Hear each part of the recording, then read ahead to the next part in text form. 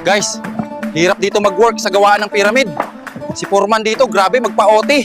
Habang buhay ang OT, may palatigo pa. Sa mga nagtatanong ano cobra namin dito pag pagod na kami, eto guys, dito kapag pagod ka na, papakagat ka na lang sa cobra para umikli na yung lifetime contract mo, di ka mapagod. Guys, mag-uukit kami ng edits dito sa pader ng pyramid. Di alam ni Foreman, lalagyan namin ng edits ng Pinoy itong pyramid. Guys, ayan yung tintrabaho namin dito. Nabuo kami ng pyramid. Mahirap maging OFW pero kakayanin para sa pamilya. Grabe ka kasi magpa-OT por eh. Nanlalatigo ka pa. Kaya ka tuloy minamalas. O ayan, insekto overload.